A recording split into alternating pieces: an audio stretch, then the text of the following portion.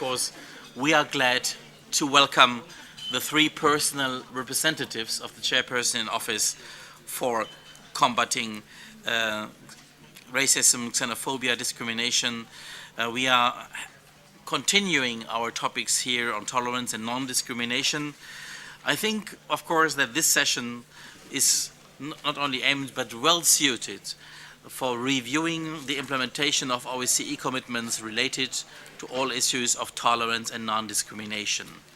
We all know, of course, that a lot of challenges are being made in this area. We had a lot of opportunity to speak about that in the last working sessions, and therefore I'm especially pleased and privileged that we have here today the three personal representatives. And let me shortly introduce them.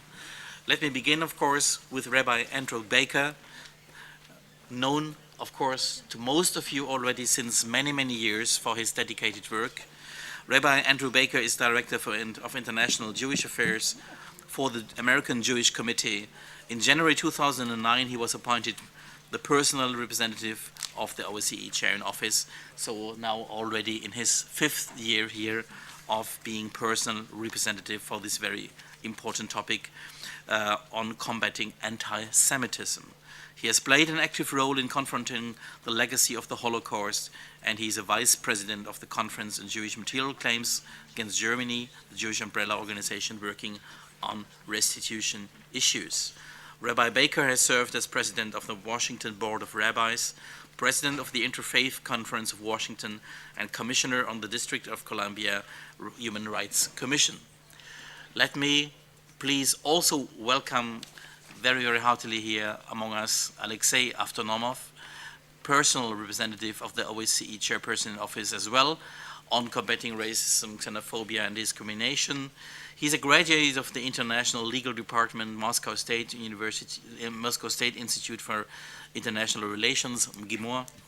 Mr. Avtonomov started his career as an academic teacher, lecturer, and assistant professor of the Moscow State Institute of International Relations Legal Department. Later, he served as a director of the legal department, then deputy president on legal issues, Foundation for the Development of Parliamentarians in Russia, and he took part in numerous law drafting activities in both Russia and Kazakhstan. Since 2013, he is now in that capacity, and so also a very, very warm welcome to you, Alexei, here in this working session. Last and certainly not least, since 2014, Professor Talib Küçükcan is also one of the three personal representatives, and welcome to you very, very much here for the Human Dimension Implementation meeting. Talib Küçükcan is the director of the Institute for Middle East Studies. He's professor of sociology at the Marmara University and editor-in-chief of Insight Turkey. He received his PhD from the Center for Research in Ethnic Relations, University of Warwick, focusing on state-religion relations and Muslim minorities in the West. He was involved in the establishment of Political, Economic, and Social Research Foundation, CETA, where later on he was appointed as the Foreign Policy Research Director until 2013, and served as a senior advisor to the President of the Higher Education Council of Turkey between 2009 and 2013.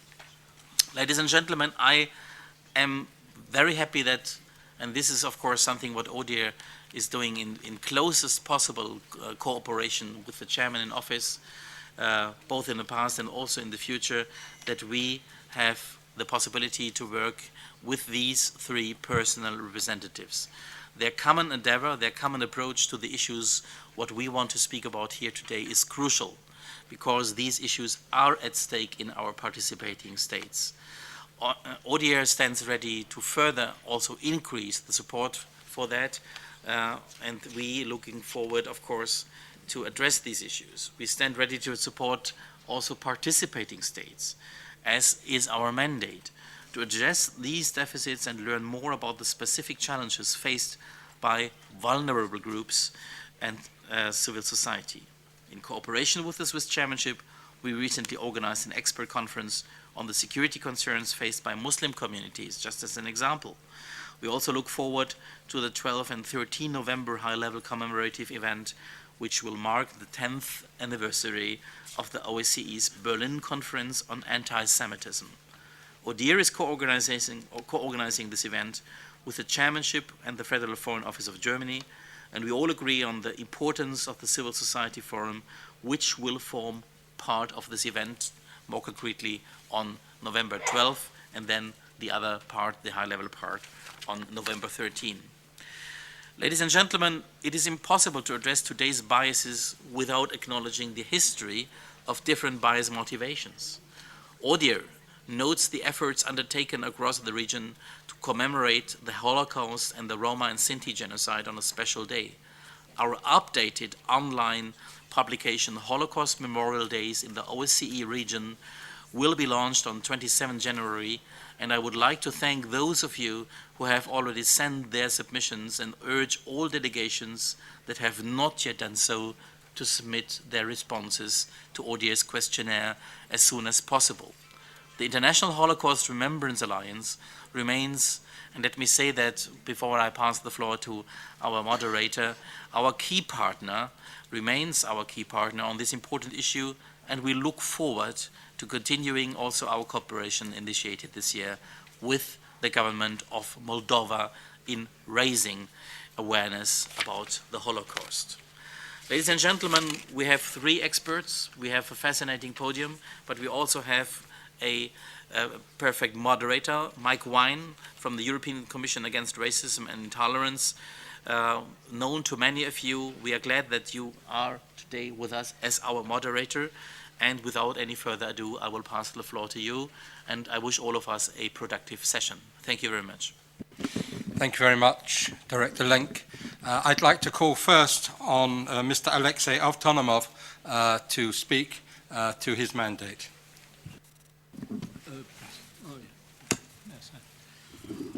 Thank you very much, but I have one question on the point of order. What languages are translated here? What languages may I use? You can speak in Russian, you can speak in English, you can speak in French, German, Spanish and Italian.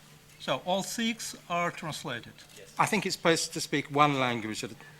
I prefer just to maintain plurality and variety, as this is one of my principles. So we live in a very variable world, so from that point of view. That's why I asked, that's why I would like just to say it to interpreters, because I know that in many cases interpreters hate people who is just switching from one language to another. But I'll try to just to be quite moderate in switching it from one to another. Okay. Thank you very much. Прежде всего, позвольте мне поблагодарить организаторов данной конференции, данной встречи за то, что они пригласили всех трех представителей председателя ОБСЕ для того, чтобы мы смогли выступить перед вами. Я думаю, что это очень важная инициатива. Насколько я знаю, впервые личные представители председателя ОБСЕ выступают именно как ключевые ораторы. Поэтому я думаю, это очень важный момент, который мне хотелось бы подчеркнуть. Я думаю, мои коллеги присоединятся ко мне. Однако, начиная на такой радостной ноте, скажем так, оптимистичной, мне, тем не менее, приходится перейти и к проблемам. И позвольте мне также выразить озабоченность тем, что российские ксенофобские преступления на почве нетерпимости, включая нетерпимость в отношении христиан, по-прежнему происходят в регионе ОБСЕ. И в прошлом году 40 государств-участников сообщили Бюро по демократическим институтам и правам человека, БДИПЧ, что они зафиксировали данные о преступлениях на почве ненависти, по крайней мере, одной категории, связанной с расизмом и ксенофобией, по таким основаниям, как раса.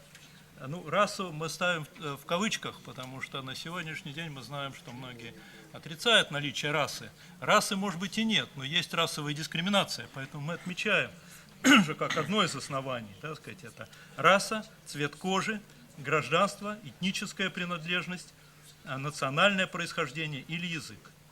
16 государств представили статистику, и еще 6 представили некоторую информацию о российских акциях в 2012 году. 31 неправительственная организация сообщила о российских инцидентах в 18 странах, что в принципе можно считать определенным увеличением по сравнению с тем, что в 2011 году только 15 НПО предоставили информацию об аналогичных инцидентах в 13 странах. Извините, я все-таки перейду на английский язык. Additionally, in 2012, 35 participating states stated that they collected data on hate crimes motivated by anti-religious bias. 4 participating states further disaggregate this data into subcategories such as non-denominational, Catholic, Protestant, other religions, or Jehovah's Witnesses. However, only 7 countries provided information on this category of hate crime in 2012. The Holy See also collects information on hate incidents based on bias against Christians through its network of regional representatives. This information is submitted by ODIHR to authorities in the respective participating states for verification, and information on the status of investigation and of hate motive. The Holy See reported anti-Christian incidents in 12 participating states in 2012. I'll just switch to French. So, je voudrais attirer l'attention sur le fait que les différences dans l'enregistrement et les rapports politiques entre les États participants de présenter un certain nombre de défis pour BADH, ODIHR, lors de l'interprétation et de la vérification des informations reçues. Des données provenant des différents États partis peuvent être incomparables en raison, par exemple, à des incohérences sur les groupes qui sont légalement protégés et surveillés. Il y a également un risque que les mêmes données peuvent être comptées 2 fois dans la statistique générale. Par exemple, les crimes antisémitiques de haine peuvent être déclarés séparément ou inclus dans les catégories plus générales des crimes racistes de haine ou des deux. Alors que le nombre des ONG, les rapports de BIDH, ODIHR, a augmenté, victime d'expériences négatives de la police des réponses et en manque de capacité d'ONG pour surveiller et faire rapport sur les phénomènes de contribuer au problème de sous-déclaration. Je voudrais passer à la langue espagnole, mais je ne sais pas s'il y a des traductions. La información proporcionada a la ODIHR resaltar algunas de las principales preocupaciones durante el año pasado, tales como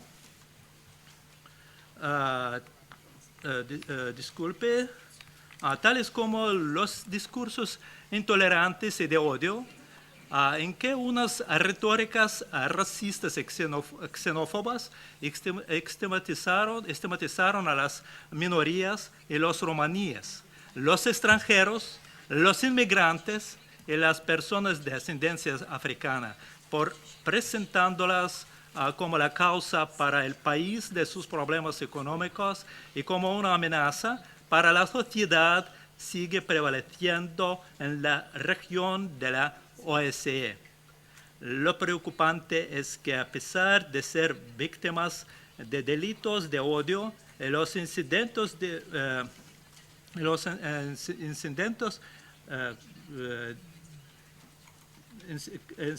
y crímenes de odio, muchas de las víctimas no denuncian estos incidentes a la aplicación de la ley y por las autoridades para una variedad de razones. folglich Untererfassung der rassistische Hassverbrechen und Vorfälle weiterhin ein Problem und muss angegangen werden von den Behörden. Auch während der jüngsten Kampagnen für die EU-Parlamentwahlen im Mai 2040 öffentlichen und politischen Diskursen der Schwerpunkt auf der Einwanderung als ein politisches und gesellschaftliches Problem, das behandelt werden musste. Diese Rhetorik zur Verfügung gestellt Beistand zu weit rechts politische Parteien und Interessen als bekundete durch die späteren Erfolge vieler dieser Parteien in ihren jeweiligen Wahlen.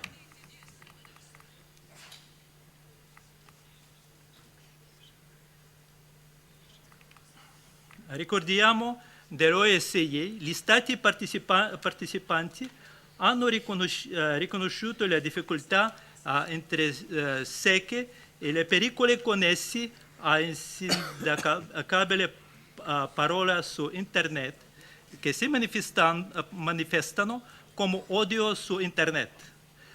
Il Consiglio ministeriale decisione 909 cita chiaramente la necessità per gli Stati partecipanti all'indirizzo di odio su Internet, cyber hate,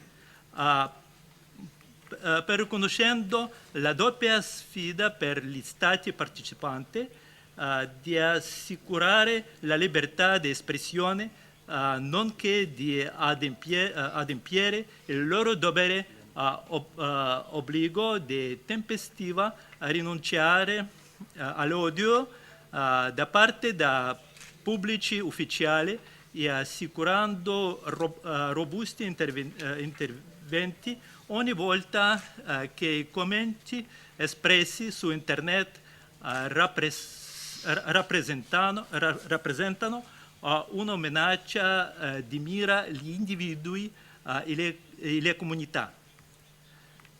Но все же перейду опять на русский язык, он в этот раз звучал довольно-таки много, и поэтому полагаю, что необходимо высоко оценить усилия сотрудников БДИПЧ по охвату уязвимых групп в различных сообществах, признавая, что существует необходимость усиления гендерного аспекта в вопросах борьбы с расизмом и ксенофобией в регионе ОБСЕ.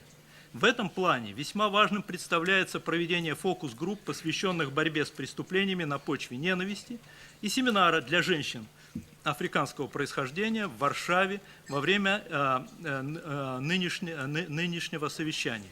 Считаю необходимым обратить внимание на то, что в докладе делегации на пленарном заседании, открывающем нынешнее совещание, господин Мехмед Шевки Кулькулоглу от Парламентской ассамблеи ОБСЕ сообщил, что делегаты на 23-й ежегодной сессии Парламентской ассамблеи в Баку июль 2014 года были встревожены количеством преступлений и инцидентов на почве ненависти, испытываемых общинами иммигрантов и просителей убежища.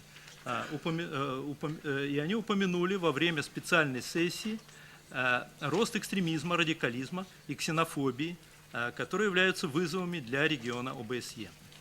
Парламентарии признали необходимость решения этих вопросов и рекомендовали, чтобы государства-участники расследовали все случаи расизма, нетерпимости и дискриминации в отношении таких наиболее уязвимых групп населения, независимо от наличия у жертв в документах, определяющих их статус.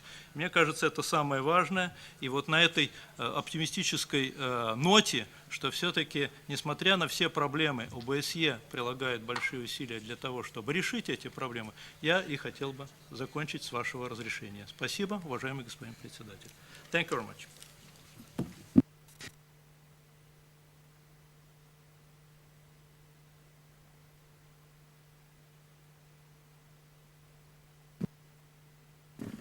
Now my honor to introduce Rabbi Andrew Baker, the personal representative of the Chairman in Office on Anti-Semitism. Thank you, Mike. I hope you don't mind. I really can only speak in English, so it'll just be one language throughout. This gathering provides an annual opportunity to examine the state of anti-Semitism in the OSCE region. Typically, we draw on data supplied by governments and civil society monitors.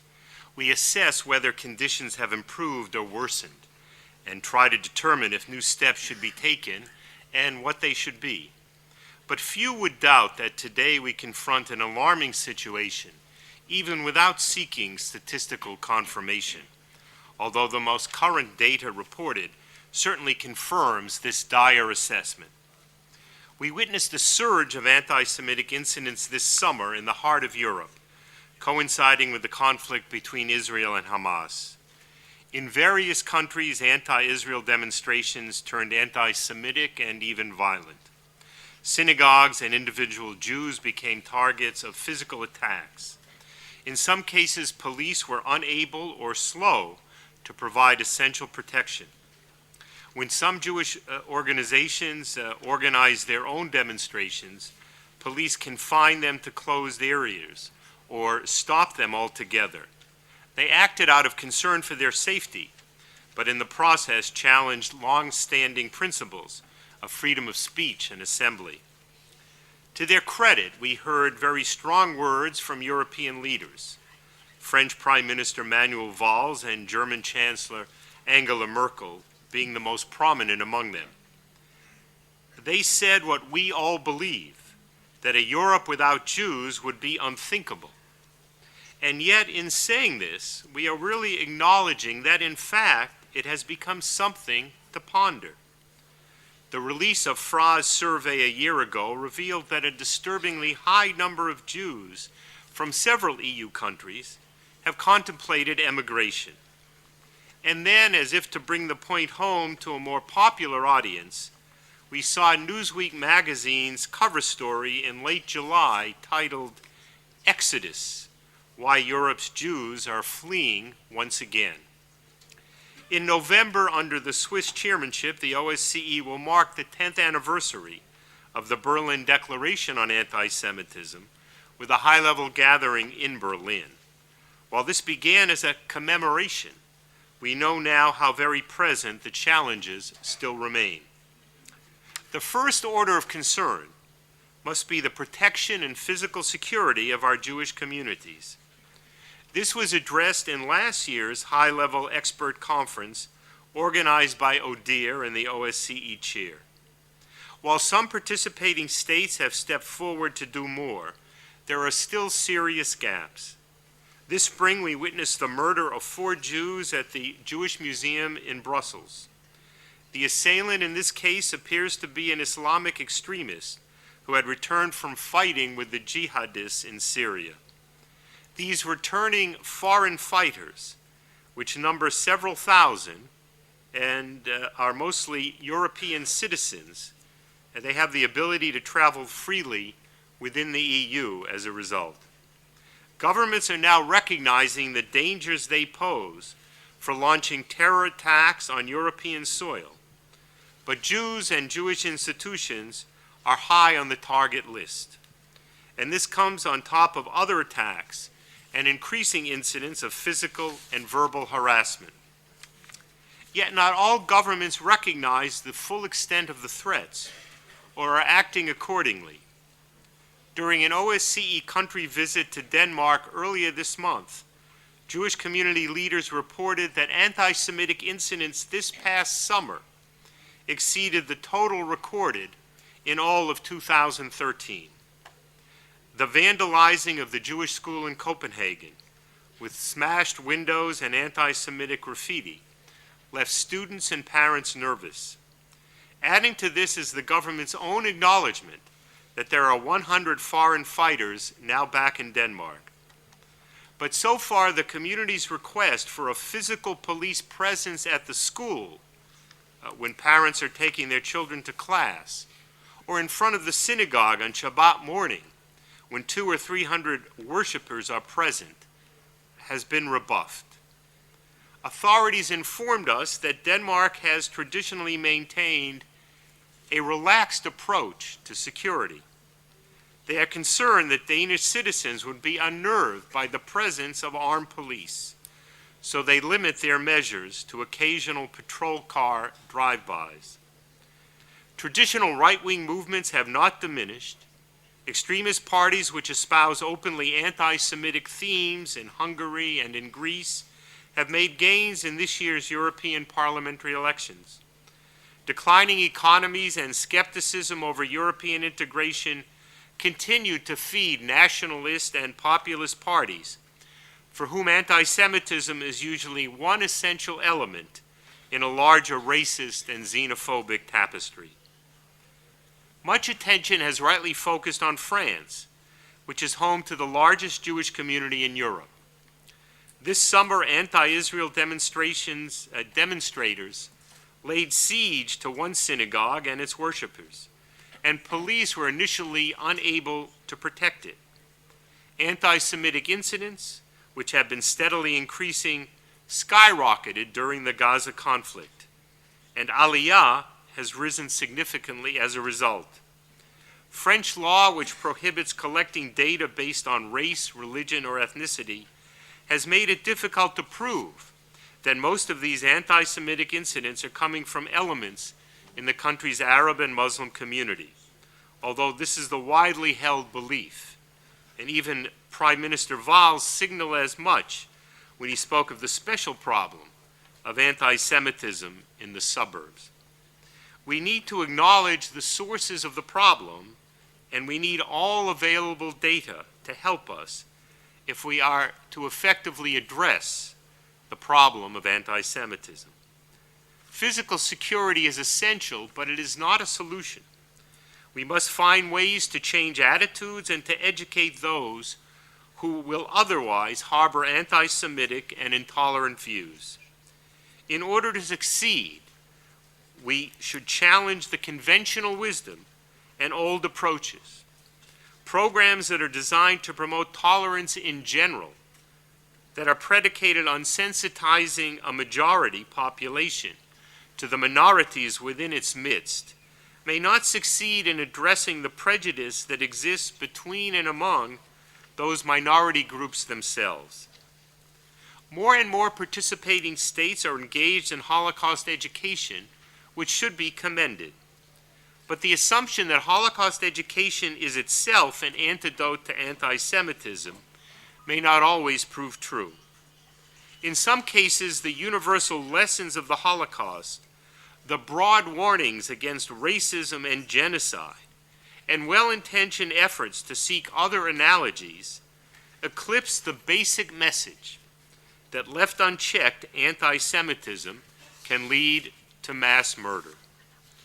Additionally, a curriculum based on confronting students with the past deeds of their own countrymen may fail to connect with today's immigrant students, and may also lose its impact as the Holocaust itself recedes into history. ODIHR has done important work in developing educational materials and placing them in the national curricula of a score of countries.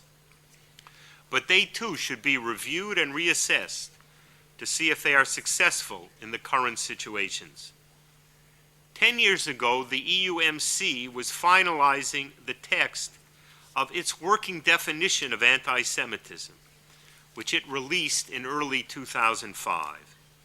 Its goal was to provide a clear and comprehensive definition of anti-Semitism for its own monitors and for others.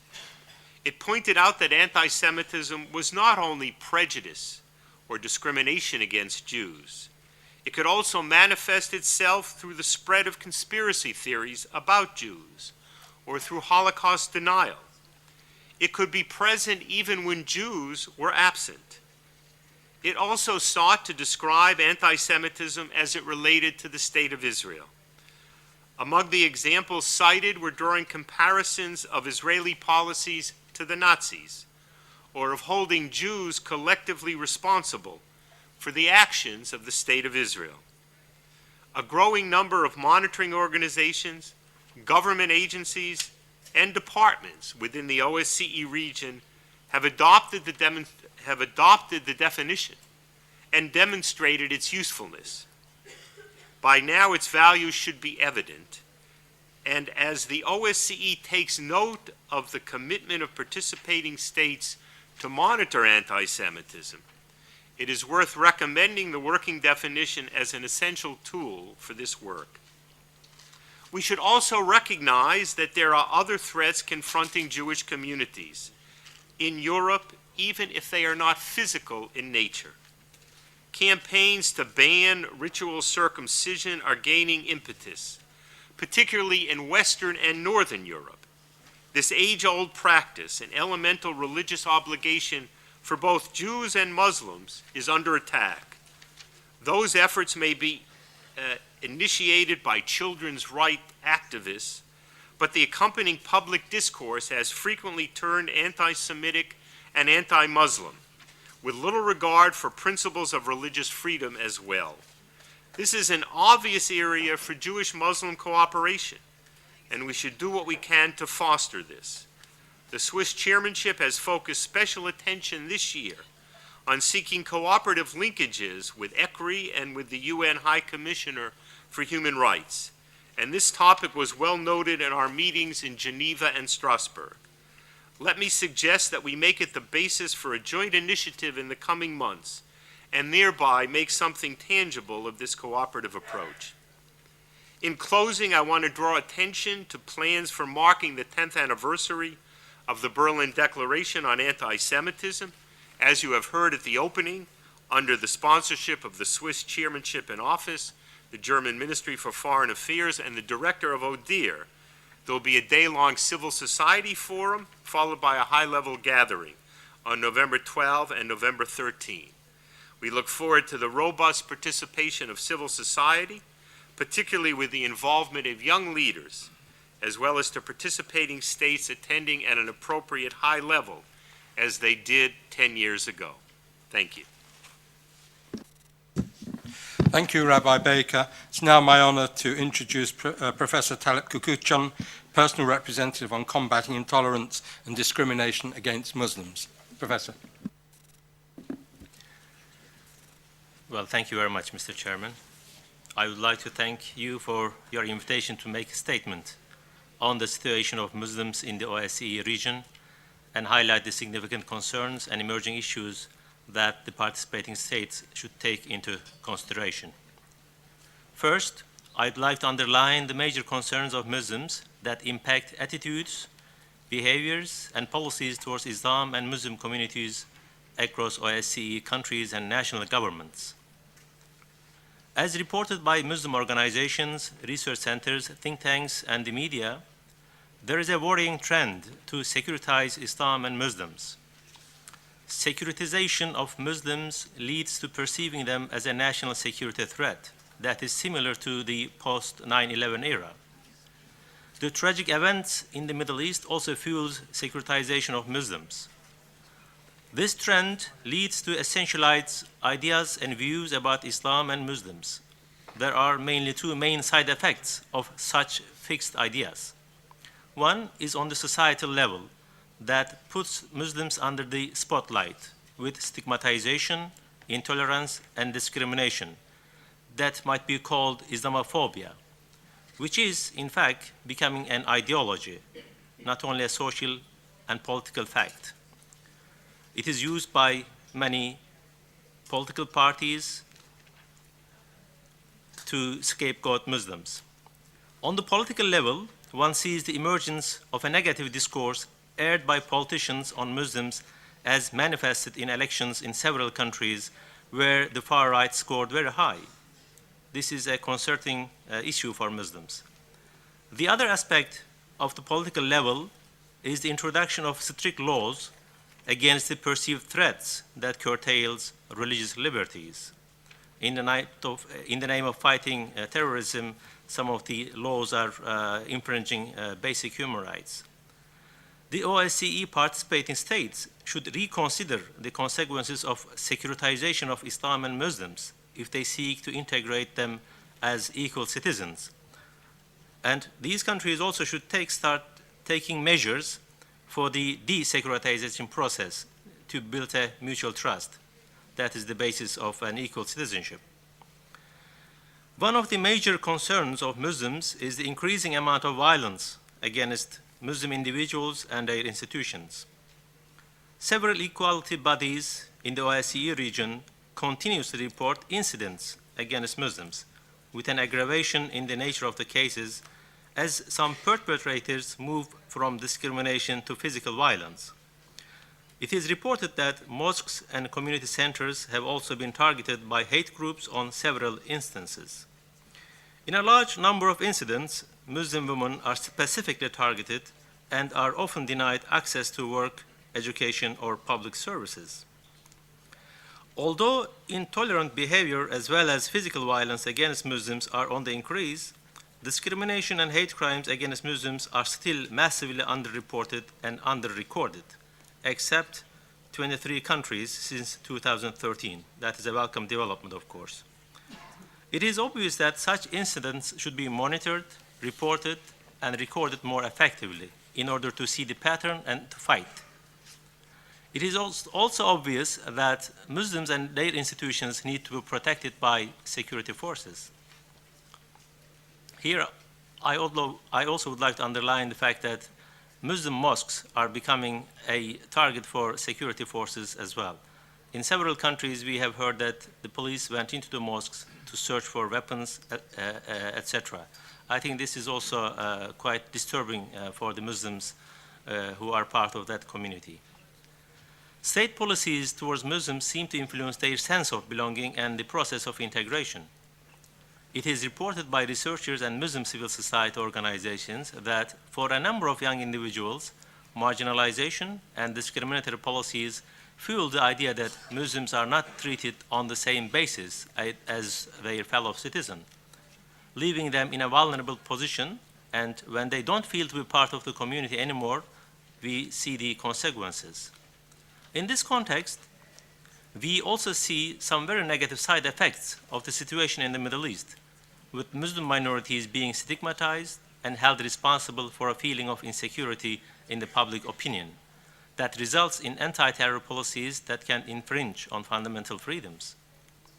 It is important to remind that OSCE participating states have made clear and reaffirmed that the identification of terrorism and extremism with Islam and Muslims has to be firmly rejected, as stated in the Cordoba Declaration in 2007. As far as the daily life and religious practices of Muslims are concerned, there are serious concerns as to the future of Muslim minorities in some OSCE countries. Observation of religious rituals is a fundamental part of religious freedom. However, restrictions on veiling, circumcision, and ritual slaughter are cause of concern for Muslims, and therefore such issues should be addressed in the context of religious liberties. I agree with Rabbi Baker that Muslims and Jews can work on some of the issues that are common. Hate speech against Muslims in the conventional press and social media is also increasing.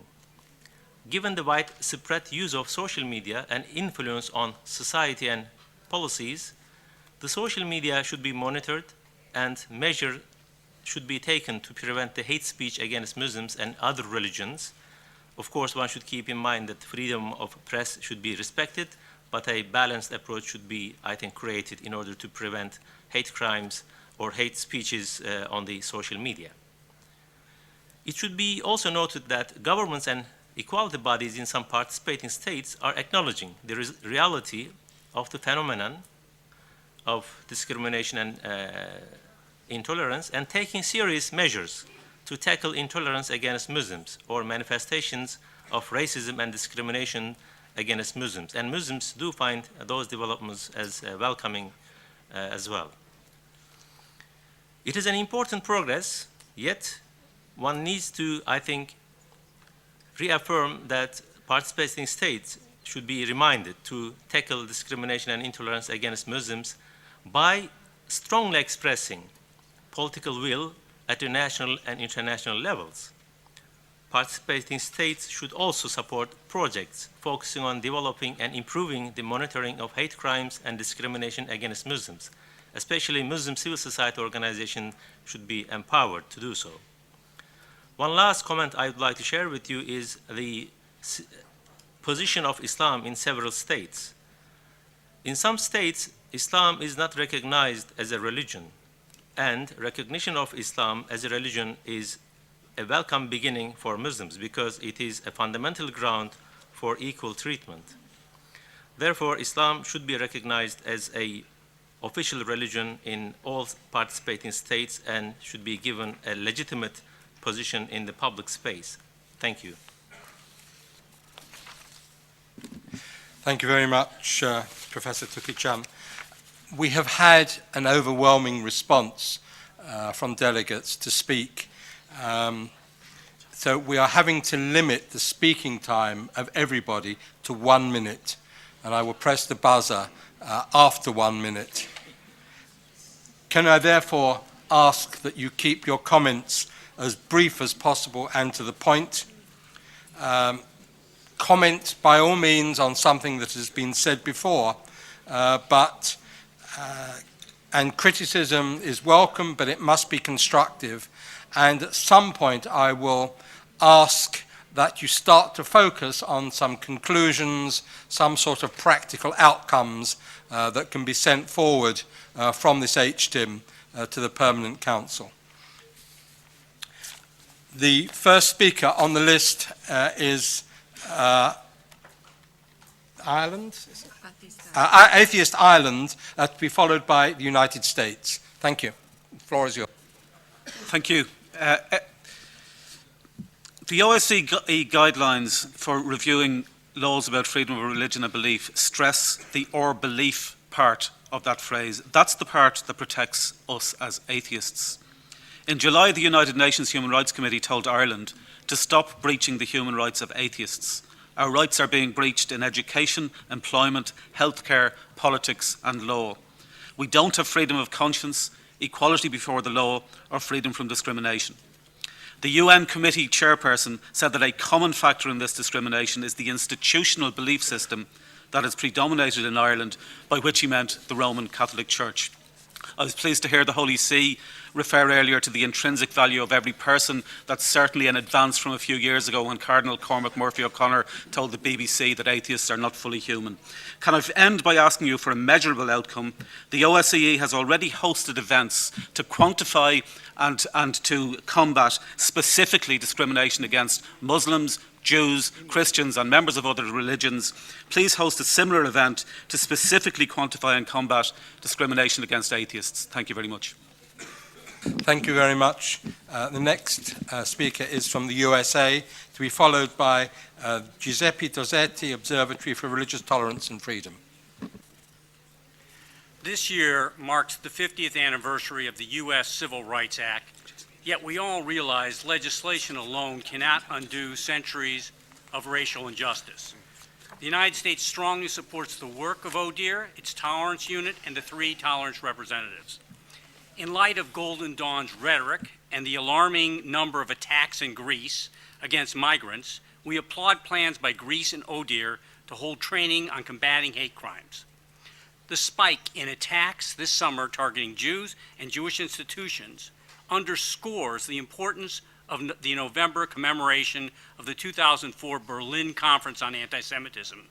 We urge all states to send high-level representatives to Berlin. As President Poroshenko stated this week at the site of the Baba Yar mass killings, we can never allow resurgence of fascism and ethnic persecution. Furthermore, we urge strengthening efforts to combat and prevent intolerance and discrimination against Muslims, Christians, other religious minorities, and non-believers. Finally, we applaud ODIHR's efforts to engage government law enforcement and civil society in collaborative efforts to combat anti-Black and other hate crimes. Thank you. Thank you very much. The next speaker is Giuseppe Dossetti, Observatory for Religious Tolerance and Freedom, to be followed by the Latvian Anti-Fascist Committee. Thank you, Mr. Moderator. Before speaking about intolerance on religious grounds, I would draw your attention on the fact that commitments on preventing and combating religious intolerance and discrimination cannot be considered apart from the long-standing commitments on freedom of religion or belief. Implementation of religious tolerance and non-discrimination goes hand in hand with the respect for religious freedom. On the other hand, tolerance and non-discrimination cannot be used or interpreted in a way that could restrict fundamental freedoms. Freedom cannot be sacrificed on the altar of tolerance. Episodes of intolerance and discrimination affect both minority and majority communities. A hierarchical approach would be improper. The inherent dignity of the human person is equally violated. That being said, the situation of Christian communities in the OSCE region is serious and in some cases may constitute a real threat to security. Especially east of Vienna, there are occurring hate-motivated incidents and hate crimes against Christian properties or individuals that can even result in the murder of individuals. Profanation of Christian cemeteries and churches is the daily reality both east and west of Vienna. West of Vienna, anti-Christianism appears as the last acceptable practice and seems to receive more attention than other forms of intolerance. Thank you very much, Mr. Moderator. Thank you. The next speaker is the Latvian Anti-Fascist Committee, to be followed by the Alliance for Defending Freedom. Уважаемые господа, я хочу привлечь ваше внимание к двум важным, на мой взгляд, вопросам, существующим на европейском пространстве. Первое – это недостаточное, на мой взгляд, внимание, которое уделяет ОБСЕ принимаемым как международным, так и национальным документам. Например, декларация Сейма Латвии 1998 года о латышских легионерах во Второй мировой войне. Следует отметить, что во Второй мировой войне не было никаких латышских легионеров. Было формирование, точное название которого – Добровольческий латышский легион Waffen-СС Летланд. Именно на основании этой действующей в Латвии декларации проводится воспитание молодежи в духе героизации легионеров Waffen-СС и, соответственно, всего нацистского режима. К таким же документам можно отнести известную Пражскую декларацию, практически приравнивающая нацизм и коммунизм. Замечательным ответом был ответ господина Мигеля Анхеля Мартинеса. Он сказал: я знаю многих коммунистов, отдавших и готовых отдать свои жизни за идеалы свободы и демократии, но не слышал ни об одном нацисте, которому такие идеалы были бы близки. И очень хотел бы привлечь внимание к очень важному, на мой взгляд, вопросу. Это черные списки в Европе. Господин модератор, позвольте еще полсекунды. В Латвии в черные списки внесены люди, которые занимаются правозащитной деятельностью в рамках соблюдения рекомендаций ОБСЕ. Я считаю, что такой правовой беспредел должен быть ликвидирован, и ОБСЕ должна в этом проявить инициативу. Спасибо. The next speaker is from the Alliance for Defending Freedom, to be followed by the Muslim Jewish Conference. Thank you. The OSCE region has made significant progress in the last 10 years, but I want to suggest that on the subject of tolerance, it has moved somewhat backwards. To assess that, I'd invite you to use the saying the wrong thing test.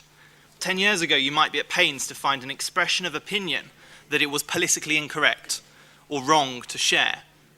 I bet you can far more quickly think of dozens that it would be wrong to say today. Can we truly say that that's the mark of an advanced and a sophisticated society?